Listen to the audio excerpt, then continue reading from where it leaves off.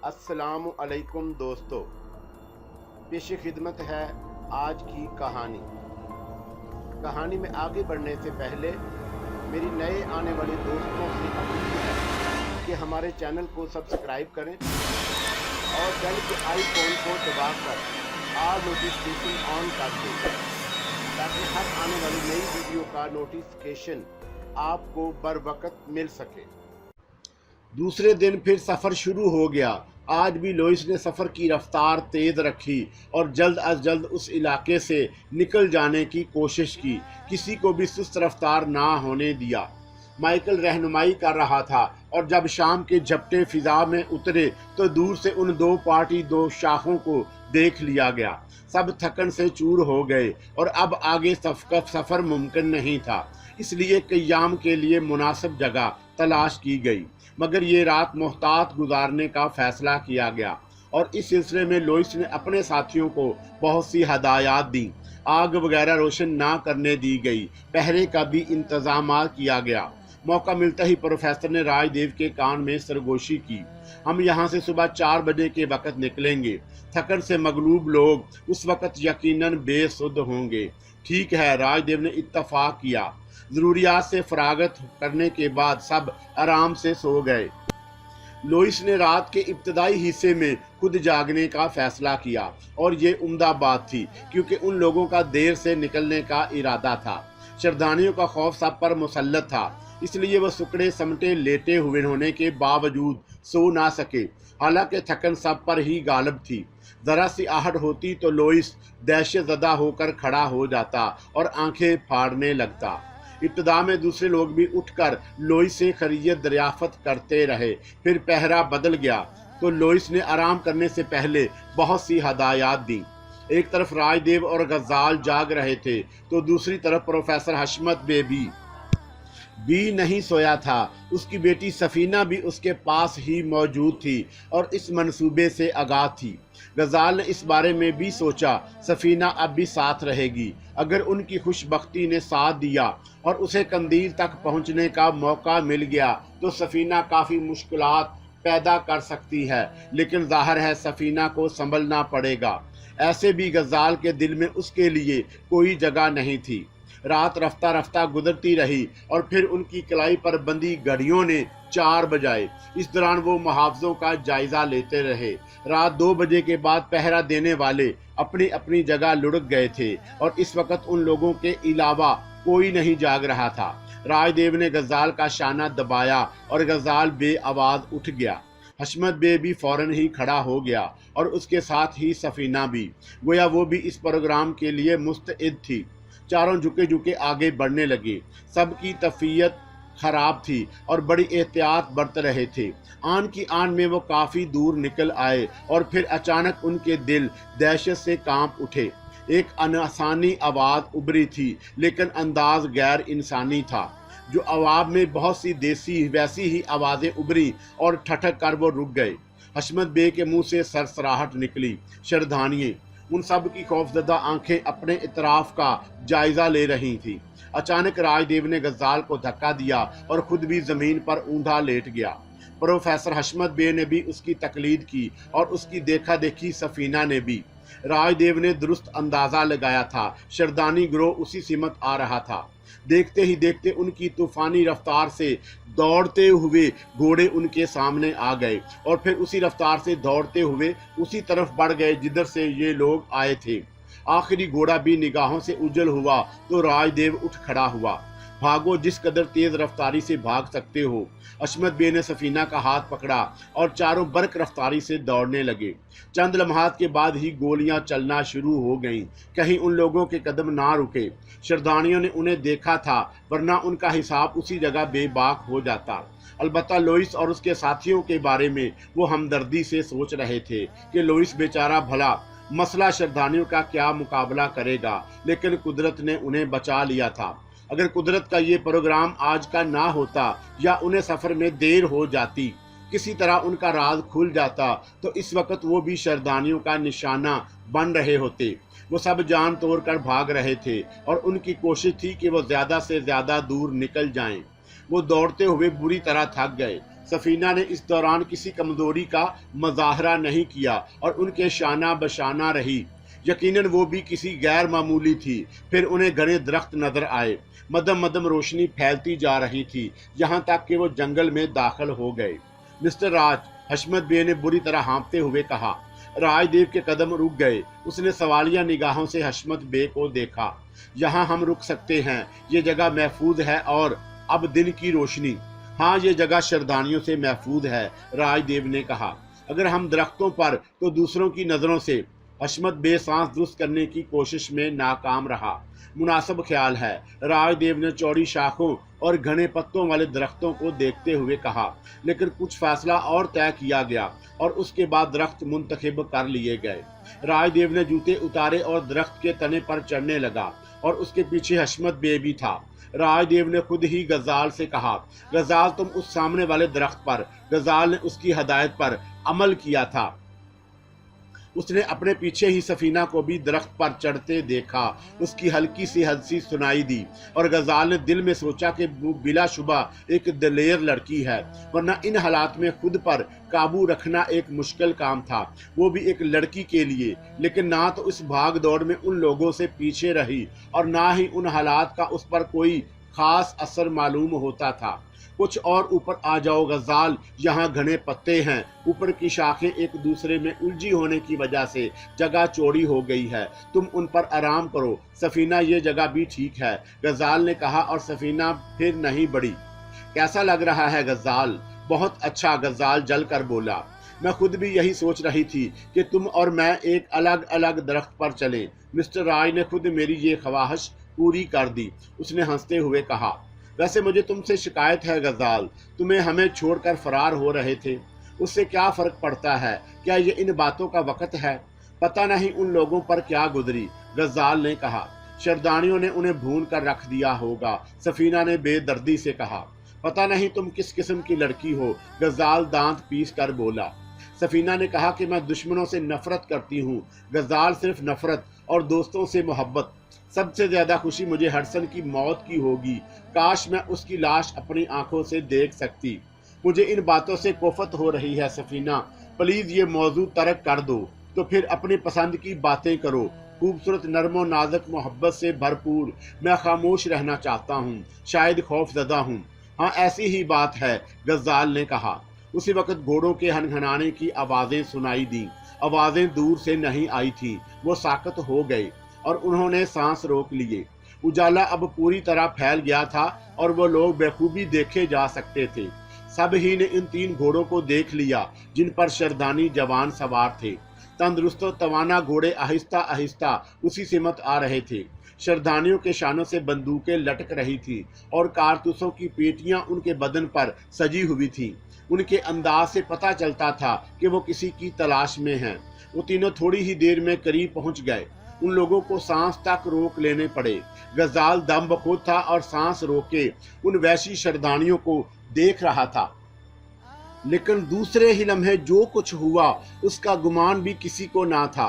सफीना होलनाक अंदाज में गुराती हुई शाख से नीचे कूदी और घोड़े पर बैठे एक शरदानी को अपनी लपेट में लिए नीचे जा पड़ी। ऐसा खौफ के आलम में या किसी गलती की वजह से नहीं हुआ था, बल्कि शरदानी जवान के सीने से खून का फवारा उबल रहा था और सफीना के हाथ में एक लंबा चाकू नजर आया जो दूसरे लम्हे सफीना के हाथ से निकला और घोड़े की पुष्ट पर सवार दूसरे शरदानी की गर्दन में प्यूसत हो गया।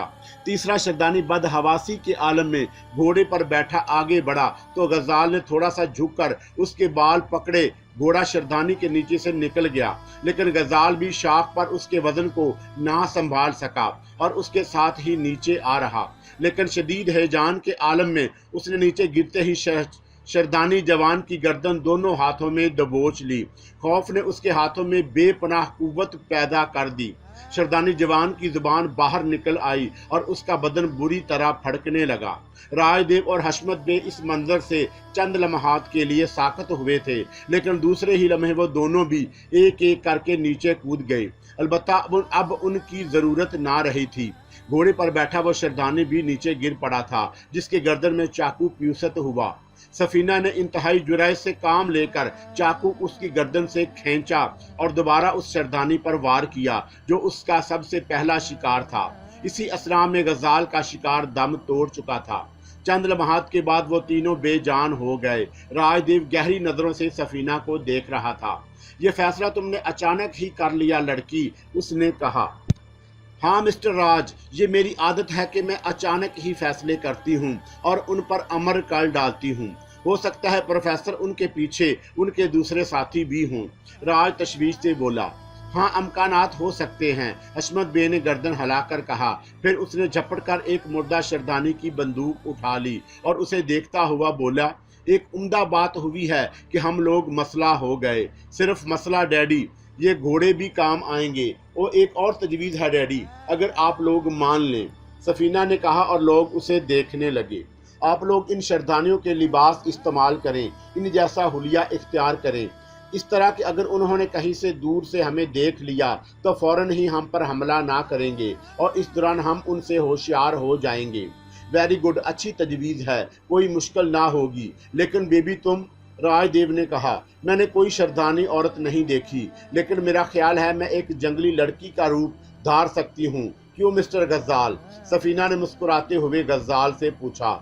हाँ यकीनन, गजाल बड़बड़ाकर बोला। सफीना की उस कारकर्दगी पर वो दंग रह गया था। उसने अब तक उस बस एक गैर मामूली लड़की समझा था, लेकिन वो इस तसव्वुर से ज़्यादा खतरनाक थी। हशमत बे ने फौरन ही अमल शुरू कर दिया क्योंकि उन्हें दूसरे शरदानियों के आ जाने का खौफ था। चुनांचे थोड़ी देर के बाद वो तीनों शरदानी मालूम होने लगे। यूं भी कोई बड़ी तब्दीली नहीं करना पड़ी, सिवाय उन भद्दे लिबासों को अंदरूनी लिबास पर चढ़ाने के। सफीना कुछ दूर चली गई और वहां जाकर उसने अपना हुलिया बदल लिया, और ये हुलिया भी कमाल था। अब यहाँ रुकना मुनासिब नहीं है, आगे बढ़ा जाए, राजदेव ने कहा और तीनों घोड़ों पर सवार हो गए। सफीना को हशमत बे ने अपने साथ घोड़े पर बिठाया। घने दरख्तों के दरमियान सफर तेज रफ्तार तो ना था, लेकिन आसान था, और जूं जूं वो आगे बढ़ते जा रहे थे, दरख्त भी छदरे होते जा रहे थे। फिर कुछ फलदार दरख्त नजर आए और उन्होंने फलों का मुआयना करने के बाद उन्हें इस्तेमाल किया और उनका काफ़ी ज़ख़ीरा भी कर लिया। शरदानी दोबारा नज़र नहीं आए, अलबत्ता लोइस वगैरह के ख्याल से वो मगमूम हो गए थे। हशमत बे ने राजदेव से भी कहा, तुम्हारा क्या ख्याल है राज? लोइस और उसके साथियों के बच जाने की कुछ उम्मीद है? क्या कहा जा सकता है, हो सकता है उनमें कुछ भाग निकले हों, बेचारे गैर मसला थे, राजदेव ने कहा। हाँ, मुकाबले का तो सवाल ही नहीं, बस अगर कुछ लोगों ने भागकर जान बचा ली हो तो दूसरी बात है। आगे दरख्तों का सिलसिला ख़त्म हो गया है, अचानक गजाल ने कहा, और वो दोनों भी उसी तरफ देखने लगे। दरख्त अब खाल खाल रह गए थे और उनकी दूसरी तरफ पीलाहट माइल पहाड़ नजर आए, लेकिन ये पहाड़ काफ़ी फासले पर थे। दरख्तों के और पहाड़ों के दरमियान एक लकोदिक मैदान फैला हुआ था, जिसमें अजीबोगरीब चट्टानें बिखरी हुई थीं। सरू के दरख्तों की मानद चट्टानें जो इंसानी कद से ऊंची ना थीं और उनका रंग पीला था। जंगलों के जानवर वहां बेकसरत नजर आए। उनमें दरिंदे नहीं थे, लेकिन चीतल, नील गाय और हरन वगैरह मौजूद थे। हैरतनाक बात थी कि ये जानवर जंगल में नजर नहीं आए थे। उन्हें देखकर प्रोफेसर के मुंह में पानी आ गया। क्या ख्याल है राज, क्या हम इन्हें नज़रअंदाज कर दें? न जाने कितना अरसा हो गया है पेट भर कर खाए हुए, और फिर अब तो हमारे पास बंदूकें हैं, फायर करना मुनासिब होगा? राजदेव ने पूछा। इस लजीज गोश्त के लिए तो हर खतरा मूल लिया जा सकता है, और फिर क्या कहा जा सकता है कि कहाँ खतरा पेश आ जाए। ठीक है, फिर एक फायर में काम हो जाना चाहिए। ज़्यादा बड़ा जानवर शिकार करना बेकार है, हम उसे कहाँ लादे फिरेंगे। अब उनमें से कोई हरन पसंद कर लें, राजदेव बोला, और हशमत भी हंस पड़ा। फिर उसने भी इज़राहे मजाक एक कलांचे भरते हुए हरन की तरफ इशारा किया, और राजदेव ने बंदूक सीधी कर ली। तड़ाका हुआ और हरन कई फुट ऊंचा उछल कर गिर पड़ा।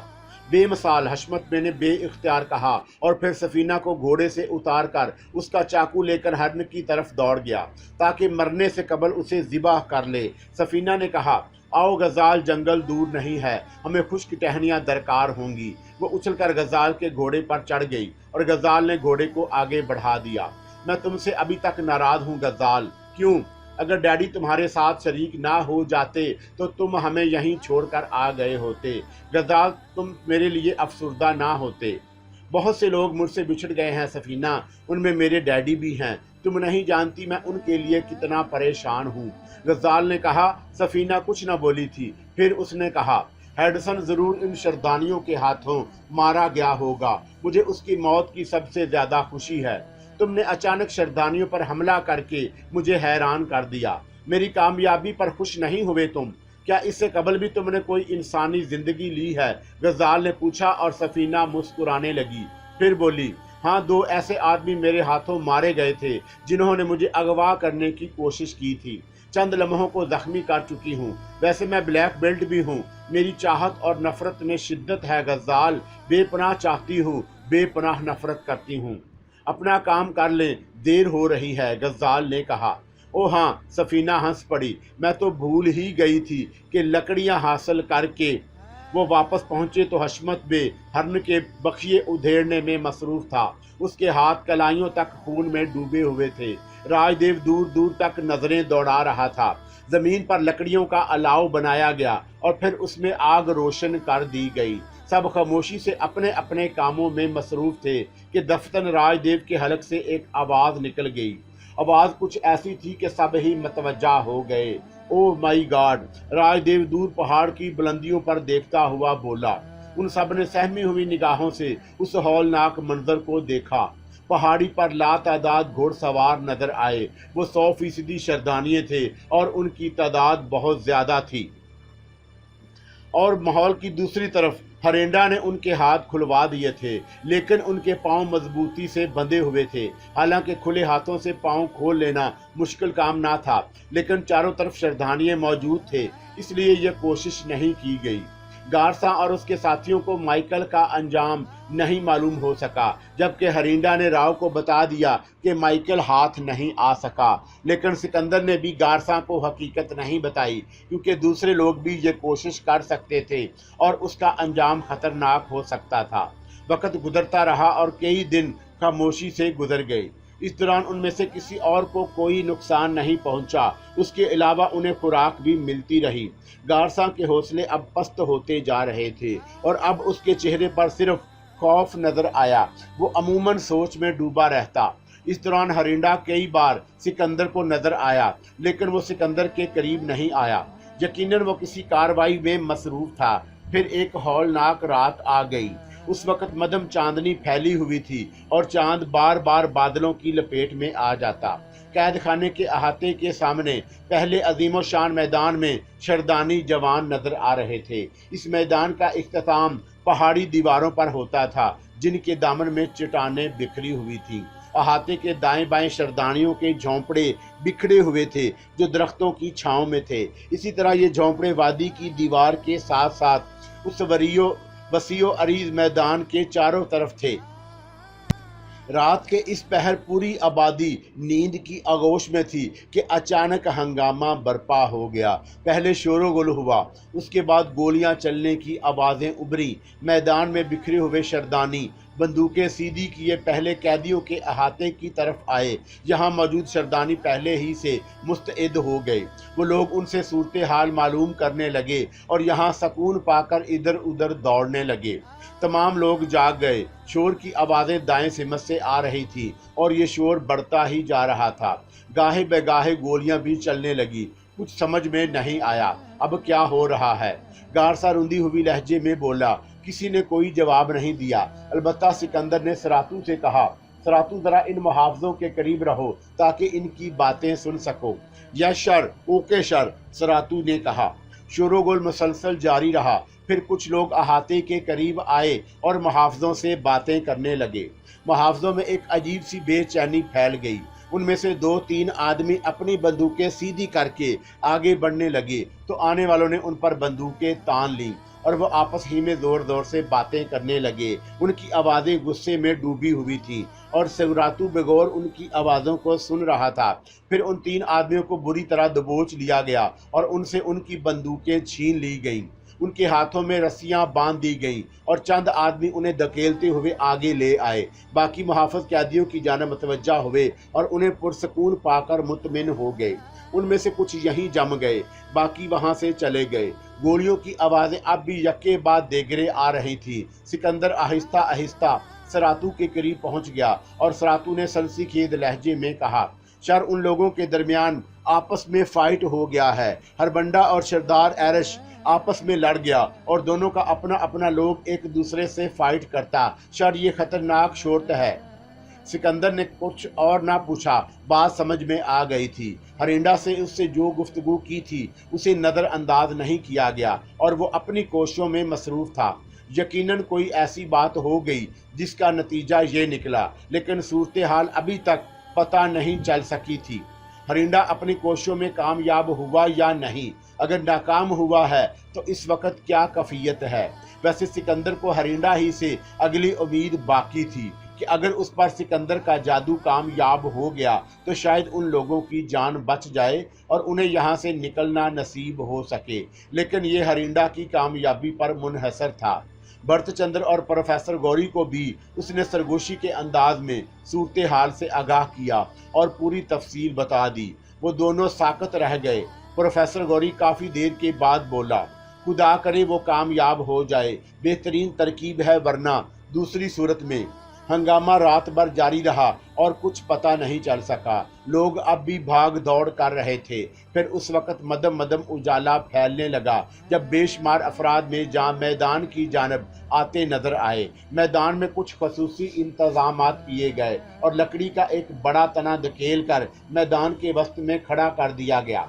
उसमें दोनों सिमत शाखें निकली हुई थी और जब उजाला चमका और माहौल रोशन हुआ तो उन्होंने हरिंडा को कैदी की हैसियत से आते हुए देखा। उसे लकड़ी के तने से बांध दिया गया। अहाते के करीब भी बेशुमार श्रद्धानी आ गए और मुहाफिज उनसे सूरत हाल मालूम कर रहे थे। सरातू का अपना काम जारी था। वो मालूमात हासिल कर रहा था और गाहे बगाहे वो उन मालूमात से सिकंदर को भी आगाह करता जा रहा था। सरातू ने बताया कि शर उन लोगों का बात शायद जो मालूम हुआ वो एशिया का हरिंडा शरवार एरश को कत्ल करने का कोशिश किया, बट सरदार एरश बच गया। उसका आदमी हरिंडा से फाइट किया और हरिंडा अरेस्ट हो गया। हरिंडा का आदमी भी बहुत है, वो भी फाइट करता और एरश का आदमी को गिरफ्तार करता। ओह माई गॉड, सिकंदर ने पेशानी मसलते हुए कहा। ये सूरत हाल बहुत खौफनाक हो गई थी। हरिंडा अपनी कोशिशों में कामयाब नहीं हो सका। पता नहीं उसका साथ देने वाले कितने लोग हैं और कौन कौन उसके मौक़िफ़ से मुत्तफिक हैं। गर्द सूरत हाल धूप चढ़े तक उसी तरह जारी रही और मैदान शरदानियों से भर गया। उनमें औरतें और बच्चे नहीं थे। गालबन वो अपने मामला से औरतों को दूर रखते थे। सब आपस में चीख चीख कर बातें कर रहे थे। उन सब में शदीद इख्तलाफात पाया जाता था और बाद जगह फौरन ही हाथापाई भी शुरू हो जाती थी। सिकंदर ने बगौर उनका जायजा लिया था और आज उन्हें सुबह की खुराक भी नहीं मिली थी। सब ही अफरा तफरी का शिकार थे। अहाते के करीब होने वाली गुफ्तगू से अलबत्ता सरातू राव सिकंदर को आगाह कर दिया करता था और सिकंदर उससे नताइज अक्स करने की कोशिश करता। फिर उन्होंने सरदार एरश को देखा जो फातहाना अंदाज में 30-40 अफराद के गिरोह के दरमियान चला आ रहा था। हरिंडा दरख्त के तने से बंधा हुआ कीना तोड़ निगाहों से सरदार एरश को देखने लगा और सरदार एरश उससे कुछ फासले पर पहुँच कर रुक गया। फिर उसने अपने आदमियों की तरफ देखकर कुछ कहा। एक लकड़ी का टुकड़ा धकेल कर लाया गया और सरदार एरश उस पर खड़ा हो गया। अब वो चीख चीख कर अपने साथियों को कुछ बता रहा था। 4 बूढ़े शरदानी एक तरफ से निकले और सरदार एरश से कुछ फासले पर खड़े हो गए। सरदार एरश देर तक बातें करता रहा। उसकी आवाज़ अहाते तक बखूबी पहुंच रही थी और सरातू उस आवाज़ पर कान लगाए हुए था। थोड़ी देर के बाद सरदार एरश खामोश हो गया तो सरातू ने कहा, सर, सूरत हाल बहुत डेंजर है। सरदार एरश ने अपने लोगों को बोला कि हरिंडा ने उसको शोते में कत्ल करने का कोशिश किया, बट वो जागता और उसका मुहाफिज हरिंडा को रोकता। सरदार एरश बोलता हर बरांडा बगावत की और उसकी मौत का सजा मांगता। सरातू एकदम खामोश हो गया। हरिंडा अपने साथियों से कुछ कह रहा था और वो काफ़ी चीख चीख कर बोल रहा था। सब लोग खामोशी से उसकी बातें सुन रहे थे। देर तक वो बोलता रहा और फिर वो खामोश हो गया तो सरातू ने कहा, सर हरिंडा अजीब बात बोलता। सरदार एरश उस कौम को बीक वर्ड रखता और ये लोग सरदार एरश का जिंदगी में ऐसा ही नंगा भूखा रहकर शकता, जबकि हरिंडा उनके लिए बहुत काम करना मांगता। वो बोला कि उसने सरदार एरश को बोला कि सरदानिये भी इंसान है और इंसानों की मन्नत जीना मांगता है, बट सरदार एरश उसका रास्ता रोकता। सर उसने अपने लोगों को बोला कि उसका मदद करे, वो उनको अच्छा लाइफ देना मांगता। सिकंदर की समझ में तमाम सूरत हाल अच्छी तरह आ गई, लेकिन अब उसका नतीजा क्या निकलता है ये देखना था। फिर दोपहर गुजर गई और शाम हो गई। उन लोगों में मज़ाकरात होते रहे और सरातू तो उन्हें सूरत हाल से आगाह करता रहा। शोरोगुल में बहुत सी आवाज़ें सरातू तक पहुंच नहीं पाई, इसके लिए वो बेचारा माजूर होता था। शाम को सूरज छुपने से पहले हरिंडा को मैदान के आखिरी सिरे पर उन चट्टानों के पास पहुंचा दिया गया। दूसरा मंजर उन्होंने और देखा। हरिंडा के बेशुमार साथियों को उसी की तरह गिरफ्तार करके उन चट्टानों के करीब बांध दिया गया। सरातू ने बताया, सर बूढ़ा लोग फैसला दिया कि हरिंडा को सजा दिया जाएगा, मौत का सजा, और वो लोग जो हरिंडा का साथ दिया उनको भी मौत का सजा दिया जाएगा। सिकंदर ने दोनों हाथों से सर पकड़ लिया, फिर झटपटा फैल गया और उसके बाद रात की तारीकी आ गई। सिकंदर ने प्रोफेसर गौरी और भरतचंद्र से कहा, मैं इस तमाम सूरत हाल के बारे में बहुत कुछ सोचता रहा हूँ और आप लोगों को शायद ये अंदाज़ा ना हो कि इस वक्त हमारी ज़िंदगी का आखिरी सहारा हरिंडा ही है। उसके बाद गालबन हमें मरने में कुछ ज़्यादा देर ना लगेगी, चुनाचा कुछ करना बेहद ज़रूरी है।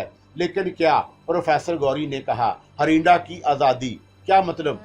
हाँ, उसे आज़ाद करना ज़रूरी है और ये काम आज ही रात की तारीकी में मुकम्मल हो जाना चाहिए। अगर हम ये ना कर पाए तो यूँ समझ लो इसके बाद हमारी ज़िंदगी चंद घंटों से ज़्यादा नहीं रहेगी। हमें ये कोशिश कर लेनी चाहिए, भरतचंद्र ने कहा। मैं और सरातू इसके लिए अमल करते हैं। मेरा ख्याल है ज़िंदगी की बाजी लगाकर हम लोगों को ये काम अंजाम देना चाहिए। अगर उसमें नाकाम रहे तो मौत तो हर तरह से हमारा मुकद्दर है, लेकिन राव कर गया तो मैंने प्लान बना लिया है। मैं और सरातू अहाते के अकवी हिस्से से बाहर निकलने की कोशिश करते हैं। आप लोग गारसा और उसके साथियों के साथ अहाते के सामने वाले हिस्से में जाकर शोर मचाइए, उन लोगों से खुराक तलब कीजिए और तुम अकब से निकल जाओगे। फिर क्या करोगे? प्रोफेसर गौरी ने पूछा। हरिंडा को आज़ाद करने की कोशिश करूंगा और ये मेरी आखिरी कोशिश होगी। ठीक है, हम लोग चालाकी से गारसा को इस बात पर तैयार करते हैं, लेकिन इसे असल बात बताना हर लिहाज से खतरनाक होगा। इत्मीनान रखो, सिकंदर उसे असल सूरत हाल से आगाह नहीं किया जाएगा, प्रोफेसर गौरी ने कहा। और उसके बाद वो लोग अपने प्रोग्राम पर अमल करने के लिए तैयार हो गए। भरतचंद्र और प्रोफेसर गौरी गारसा और उसके साथियों को उभारने लगे कि अगर उन्होंने अपने लिए खुराक ना तलब की तो वो भूखे ही मर जाएंगे। गारसा तो तैयार ना हुआ, लेकिन उसके बाकी तमाम साथी उस एहतजाज के लिए तैयार हो गए और अहाते की दीवार के पास आकर जमा हो गए। वो चीख कर उन लोगों से खाना मांग रहे थे। बहुत से मुहाफ़िज़ों ने उनकी जानब बंदूकें तान ली। पता नहीं वो उनकी बात समझ पा रहे थे या नहीं, और उसके अमकानात भी नहीं थे, लेकिन ये लोग अपना पेट खोल खोल कर दिखा रहे थे और इशारे से उन्हें बता रहे थे कि वो भूखे हैं। वो लोग बंदूकों की नालों से उन्हें धकेलने लगे। इस दौरान सराती और सिकंदर अपना काम कर चुके और अहाते की दूसरी जानब से बाहर निकल गए। उन्होंने झोंपड़ियों की आड़ में पनाह ली। सिकंदर जानता था कि उसे किस सिमत सफ़र करना है।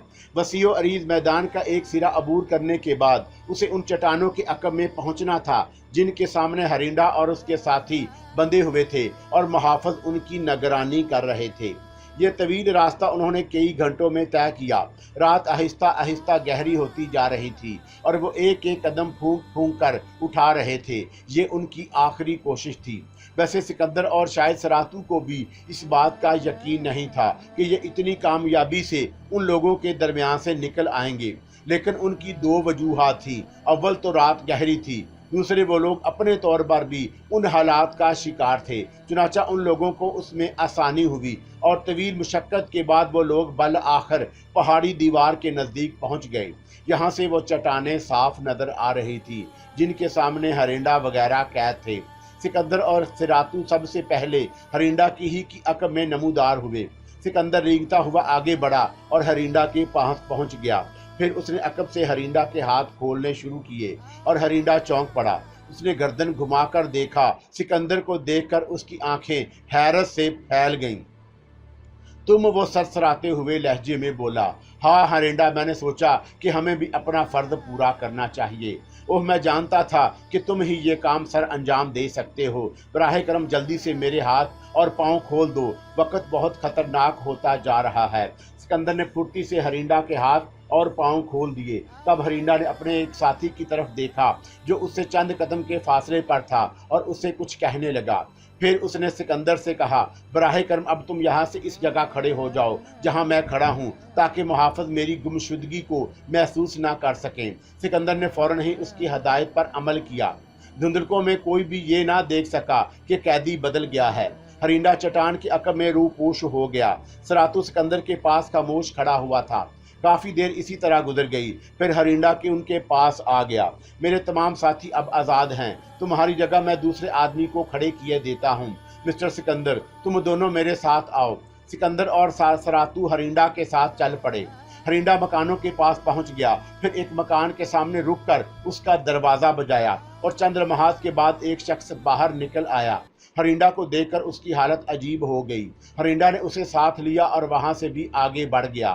وہ پھونک پھونک کر قدم اٹھا رہے تھے اور اس طرح وہ کئی گھروں میں داخل ہوئے اور لاتعداد لوگ مصروف عمل ہو گئے۔ ایک بہت بڑے مکان سے باہر نکل کر ہرینڈا نے کئی بندوقیں سراتو اور سکندر کو دے کر کہا، مسٹر سکندر، اب آپ اپنی جگہ پہنچ جائیں، کارتوس اور بندوقیں محفوظ رکھیں اور اپنے ساتھیوں کو تیار رکھیں۔ صبح سورج نکلنے سے قبل مجھے موت کی صدا دی جائے گی اور یہ سردار ایرش مجھے سنائے گا۔ وہ مسکرایا اور پھر بولا، تمہارا شکریہ ابھی مجھ پر قرض ہے۔ سکندر نے اس کا شانہ تھپتھپایا اور سراتو کو لے کر واپس اپنے ٹھکانے پر پہنچ گیا۔ اس کا مشن مکمل طور پر کامیاب رہا، لیکن باقی رات بھی مصروفیت کی رات تھی۔ سکندر نے بڑی احتیاط سے کام کیا۔ لوگوں کو بندوقیں تقسیم کر دی گئیں اور انہیں ان کا کام سمجھا دیا گیا۔ پھر یہ ہولناک رات صبح کی دھندلاہٹوں میں لپٹ گئی اور اس کے بعد اس سنسی خیز کھیل کا آغاز ہوا۔ ایرش کو اپنی زندگی کے سب سے حیرت ناک لمحات سے دو چار ہونا پڑا جب اچانک چٹانوں کے قریب بندھے ہوئے قیدیوں نے ان پر فائرنگ شروع کر دی۔ دوسرے سردانی غیر مسلح تھے، قیدیوں نے انہیں بھون کر رکھ دیا۔ سردار ایرش کے بدن میں اتنی گولیاں پیوست ہوئی کہ اس کا سارا بدن لوتھڑوں میں تبدیل ہو گیا۔ سردانی ایک ہی سمت سے حیرت کا شکار تھے کہ اچانک احاطے سے ان پر گولیوں کی بارش ہوئی، لیکن ایرش کے مرتے ہی ان کے حوصلے پست ہو گئے۔ وہ سب زمین پر اوندے لیٹ گئے۔ یہ شکست کا اعتراف تھا۔ اس کے بعد ہرینڈا کے علاوہ اور کون سردار ہو سکتا تھا؟ بعد کے کئی دن بھی خون ریزی ہوتی رہی اور ایرش کے وفاداروں کو قتل کیا جاتا رہا۔ البتہ ان سے اظہار دوستی پہلے ہی دن شروع کر دیا گیا اور انہیں قیدیوں کے احاطے سے نکال کر برابر کے گھروں میں منتقل کر دیا گیا، جہاں سینکڑوں سردانی ان کی ہر خدمت بجا لانے کے لیے تیار تھے۔ یہ معاملہ چلتا رہا۔ ہرینڈا خزانے کے حصول کے لیے بے تاب تھا۔ چنانچہ ایک دن اس نے کہا، مسٹر سکندر، اب میں اس مہم کا آغاز کر دینا چاہتا ہوں۔ میرے پاس سفر کی ساری تیاریاں مکمل ہیں، ہم لوگ بھی تیار ہیں۔ سکندر نے کہا اور دوسرے دن روانگی طے ہو گئی۔ سکندر نے گارساں کو اچھی طرح صورتحال سمجھا دی اور کہا کہ وہ کہیں بھی بے صبری کا مظاہرہ نہ کرے، صورتحال ہمارے حق میں ہی رہے گی۔ گارساں کے حوصلے پہلے سے ہی پست ہو چکے تھے۔ خزانے کی تلاش میں نکلنے والوں کی تعداد 70 کے قریب تھی۔ ہرینڈا نے تمام انتظامات کر لیے، چنانچہ یہ عظیم الشان قافلہ چل پڑا۔ ایک بار پھر پروفیسر گوری کے تجربات سے استفادہ حاصل کیا گیا اور گوری نے بھرت چندر سے کہا، کیا تم مجھ سے اتفاق کرو گے؟ بھرت کے کچھ نادیدہ قوتیں ہماری محافظ ہیں اور ہم بہت سست رفتاری سے لیکن کامیابی سے اپنی منزل کی جانب بڑھ رہے ہیں۔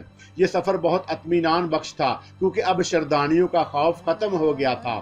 گارساں بھی مطمئن تھا۔ سکندر کی نظریں دور دور تک بھٹکتی رہیں، اس کی آنکھیں اپنے ساتھیوں کی تلاش میں سرگرداں رہتی۔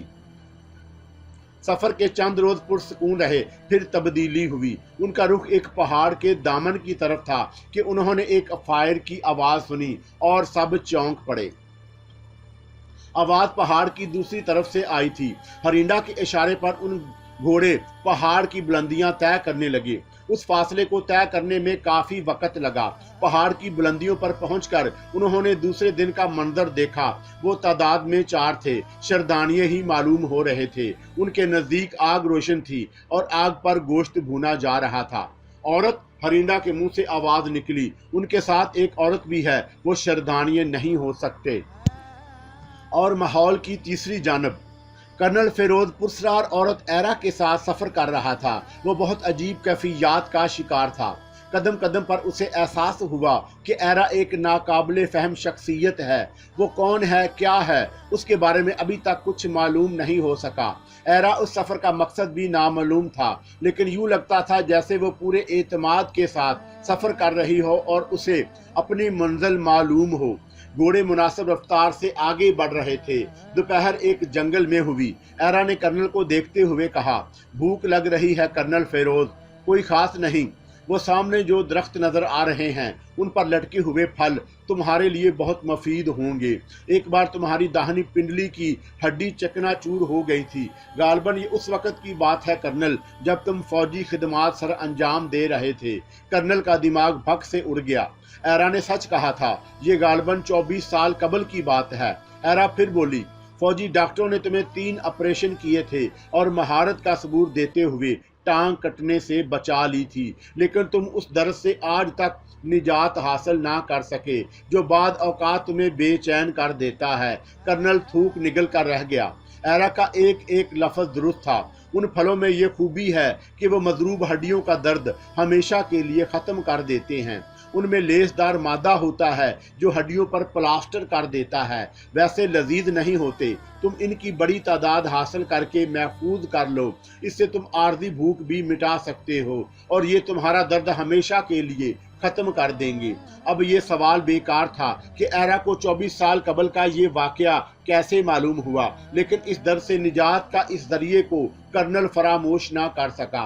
उसने फल खाए, एरा को भी दिए और उसने वो फल रख लिए। कर्नल ने काफी फल जखीरा भी कर लिए और फिर वो वहां से आगे बढ़ गए। रात हम एक झील के किनारे गुजारेंगे। वहां तुम्हें उम्दा शिकार भी मिल जाएगा और पानी भी। तुम इन जंगलों के बारे में सब कुछ जानती हो। कर्नल कहे बगैर ना रह सका, हालांकि उसे अपने ये अल्फाज खुद मज़का खेज मालूम हुए। हाँ, वो आहिस्ता से बोली, लेकिन तुम मेरे बारे में कैसे जानती हो एरा? तुमने वो बात कही है जो 24 साल पहले की है और अब तो मैं खुद भी उसे भूल चुका था। एरा मुस्कुरा दी और फिर बोली, हाँ कर्नल, बस यूं समझ लो कि मैंने तुम्हें सर से पांव तक पढ़ा है और इसी कोशिश में ये बात मेरे इल्म में आ गई। तब तो तुम्हें मेरी जिंदगी का हर राज मालूम हो गया होगा। तुम्हारी जिंदगी बेदाग और सादा है। अपना फर्ज पूरा कर चुके हो, लेकिन वक्त ने तुम्हें एक और फर्ज की अदायगी के लिए आवाज दे ली है। ये माजी का फैसला था कर्नल, और तुम्हें ये सब कुछ करना ही था। तुम उससे बच ना सकते थे। वो फर्ज क्या है? मुस्तकबल गर्दिश वक्त में पोशीदा है। उसके बारे में फैसला नामुमकिन है, क्योंकि हालात बदलते रहते हैं। माजी निगाहों से गुजर चुका होता है, इसलिए उसके खाके महफूज हो जाते हैं। हम उन खाकों को पा सकते हैं, लेकिन मुस्तकबल की तारीकियों में झांकने के लिए दिल की बेनाई भी काफ़ी नहीं होती। आने वाले वक्त की कहानी क्या है, ये बताना नामुमकिन है। क्या वो तुम्हारे जहन में भी नहीं है?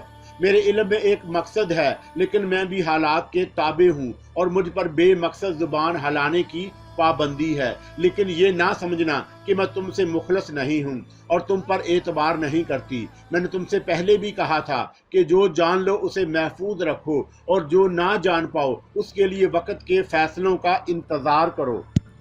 और अगर मैं इस फर्ज की अदायगी से फरार चाहूँ, कर्नल ने पूछा, तो वक्त तुम्हारा साथ ना देगा। नतीजा क्या होगा? मौत, मायूसियों और हसरतों के दरमियान। क्या ये वक्त का फैसला है? कर्नल ने पूछा। नहीं, ये मेरा तर्जिया है और तुम खुद भी फैसला कर सकते हो कर्नल फेरोज। तुम अपने साथियों से भटक गए हो और इन वीरानों में तन्हा हो। ये दश्त शहर है, यहाँ कब क्या हो जाए कौन जाने। तुम इस शहर की ताब ना ला सकोगे, दीवाने हो जाओगे और यहाँ भटक भटक कर मर जाओगे। मैं ये बात सिर्फ अपने तज्जिए की बुनियाद पर कह रही हूँ। कर्नल, बेहतर ये है कि मेरा साथ दो और मैं जानती हूँ कि तुम ऐसा ही करोगे। वो लोग जो अपने अपने मकासद लेकर इस जद्दू नगरी में आए हैं आसानी से वापस नहीं जा सकेंगे, क्योंकि उनका उस तरफ आना वक्त ही का फैसला था। बस इससे ज्यादा मैं तुमसे कुछ ना कहूंगी। हाँ, कोई कदम उठाने से पहले खुद ही गौर कर लेना। मैं तुम्हारे रास्ते रोकने की कोशिश नहीं करूंगी, क्योंकि मुझे उसका भी हुक्म नहीं है। कर्नल एक गहरी सांस लेकर खामोश हो गया। एरा के कहे हुए अल्फाज उसके लिए नाकाबिले फहम नहीं थे और वो इन हालात को खुद भी अच्छी तरह समझता था। एरा के कहने के मुताबिक इस सफर का इख्तिताम एक झील के किनारे ही हुआ। जंगल की लामहदूद वसतों के दरमियान नन्ही सी झील बेहद खूबसूरत मालूम हुई। उसके किनारे दरख्तों के झुंड फैले हुए थे जो दूर तक चले गए थे। फिजा में एक अजीब से शहर की कैफियत तारी थी। एरा यहाँ पहुंचकर घोड़े से उतरी और कर्नल ने भी उसके मुताबिक अमल किया।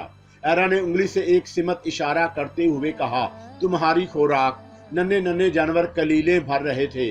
कर्नल का जी तो ना चाहा कि उनमें से किसी को सिर्फ अपनी शिकमपुरी के लिए मौत के घाट उतार दे, लेकिन पेट का दोजख भी भरना जरूरी था और इंसानी फितरत यहाँ भी काम कर रही थी। चुनाचा उसने एक छोटा सा जानवर शिकार किया और ज़िबा करके भूनने की तैयारियां करने लगा। एरा उसका साथ नहीं दे रही थी। अलबत्ता कर्नल ने जब गोश्त तैयार करने के बाद उसका एक टुकड़ा एरा को पेश किया तो वो मुस्कुराकर कहने लगी, तुमने देखा होगा कि मैंने फल तक नहीं खाए। इसकी एक वजह है कर्नल फेरोज, क्या मेरी एक किस्म है, मैं इस वक्त तक खुराक अपने मेदे तक नहीं पहुंचने दूंगी जब तक मेरा एक मकसद हासिल नहीं हो जाएगा। उसके लिए तमाम रिफाकत के दरमियान मुझे खाने पीने की पेशकश ना करना। क्या तुम खाए बगैर जिंदा रह सकोगी? हाँ, मैं जिंदा रहूंगी, एरा ने जवाब दिया।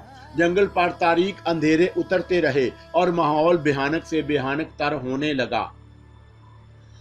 एरा ने कर्नल को आराम करने के लिए एक जगह बिता दी और कर्नल शिकमसीर होने के बाद वहां लेट गया। नरम घास का बिस्तर लगा हुआ था और फिर कर्नल के कानों में एक बेहानक चीख उभरी और दूसरे ही लम्हे उसका जहन जाग गया। यकीनन पहले भी यही चीख की आवाज थी जिसने उसकी नींद तोड़ी थी। वो हड़बड़ाकर उठ गया। अजीब सी चीख थी और अभी वो कोई फैसला भी ना कर पाया था कि ये चीखें मुसलसल सुनाई देने लगी। आवाज नस्वानी थी और एक से ज्यादा औरतों की थी। वो शायद कुछ बोलती भी जा रही थी, लेकिन उनकी कैफियत कुछ अजीब थी। फासला भी बहुत ज्यादा नहीं मालूम होता था। कर्नल ने गर्दन घुमाकर एरा की जानब देखा, लेकिन एरा उस जगह मौजूद नहीं थी जहां वो आसन मारे बैठी हुई थी। कर्नल फुर्ती से खड़ा हो गया। उसने झपटा मारकर अपनी बंदूक उठा ली और कारतूसों की पेटी कंधे पर डालकर एरा को तलाश करने लगा। तकरीबन 50 या 60 गज के फासले पर उसने दरख्तों के झुंड के दरमियान कुछ खड़खड़ाहट की आवाजें सुनी। पता नहीं एरा कहाँ गायब हो गई थी। कर्नल चंद लम्हात मुतजस्सिस निगाहों से उसी की तरफ देखता रहा, फिर हिम्मत करके वहां से आगे बढ़ गया। कोई 10-15 गज का फासला ही तय किया था कि उसने चांदनी में एक अजीबोगरीब मंजर देखा। वो यकीनन 2 औरतें ही थी जो खूंखार बिल्लियों की तरह एक दूसरे को भंबोड़ रही थीं, एक दूसरे पर हमले कर रही थीं। कर्नल हैरान निगाहों से उन्हें देखता रहा। कुछ और आगे बढ़ा। ये अजीबोगरीब मंजर उसके लिए इंतहाई हैरत का बायस था। फिर वो इतने फासले पर पहुंच गया कि वहां उन दोनों को बाआसानी देख सके। वो पता नहीं कौन थी। उनके लिबास तार तार हो रहे थे, बाल बिखरे हुए थे, चेहरों पर वहशत खेजी नजर आ रही थी और उनके लड़ने का अंदाज इंतहाई भयानक था। एक दूसरे को दांत से काट रही थी और नाखून मार मार कर जख्मी कर रही थी। कभी कभी वो गुर्राती हुई एक दूसरे से लिपट जाती और जमीन पर लोटे लगाने लगती। फिर कर्नल को अचानक ही राइफल का ख्याल आया और उसने राइफल की नाल फिजा में बुलंद करके एक फायर कर दिया। धमाका रात के सन्नाटों में बहुत ही हौलनाक महसूस हुआ और उस बात के साथ ही वो दोनों रुक गईं। कर्नल इस बात के लिए तैयार था कि वो उसकी तरफ मतवज्जा हों और इस शक्ल में वो उन्हें जख्मी करने का फैसला कर चुका था। अंदर से एक अजीब सी कैफियत उभर रही थी। यूं महसूस हो रहा था जैसे सीने में बर्फ ही बर्फ भर दी गई हो। रोंगटे खड़े हो गए थे। कुछ समझ में नहीं आया कि किस्सा क्या है। अचानक ही उसने अकब में एक आवाज सुनी और दूसरे लम्हे पलटकर राइफल की नाल उसकी सिमत कर दी, जहां उसने एक इंसानी साया देखा। साये ने दोनों हाथ बुलंद कर दिए और आदि से बोला, नहीं नहीं, मुझ पर फायर मत करना, मैं तुम्हें नुकसान नहीं पहुंचाना चाहता, मैं तो एक मजलूम इंसान हूँ, मुझ पर फायर ना करना। कर्नल ने ऐसी पोजीशन इख्तियार कर ली जहां से वो उन लड़कियों पर भी निगाह रख सके जो अब उसकी आंखों में वाजे हो चुकी थी, और उस शख्स पर भी जो एक दरख्त के झुंड के अकब से बरामद हुआ। वो एक बोसीदा पतलून में मलबूस था, कमीज बाहर निकली हुई थी, आस्तीन गायब थी, गिरेबान फटा हुआ, कमीज में जगह जगह गांठें बांध ली गईं ताकि वो बदन पर मौजूद रह सके। दाढ़ी और सर के बाल बुरी तरह बड़े हुए थे, मूछें लटक कर होंठों पर आ गई थी। उम्र तकरीबन 45 और 50 के दरमियान थी।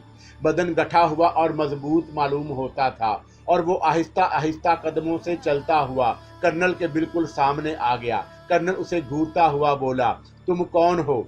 मैं एक मुसीबत का मारा, मेरा नाम सूरज भान है, हिंदुस्तान का ही रहने वाला हूँ, और ये दोनों लड़कियां जो लड़ रही हैं मेरी बेटियां हैं। दोनों अपना दिमागी तवाज़ुन खो बैठी हैं और अब उनकी और अपनी मौत का इंतजार कर रहा हूँ। उसके आखिरी अल्फाज सिसकी में बदल गए और कर्नल फेजोर उसे मजबाना निगाहों से देखने लगा। फिर उसने नरम लहजे में कहा, मेरे करीब आओ, तुम यहाँ इन जंगलात में कैसे आप फंसे?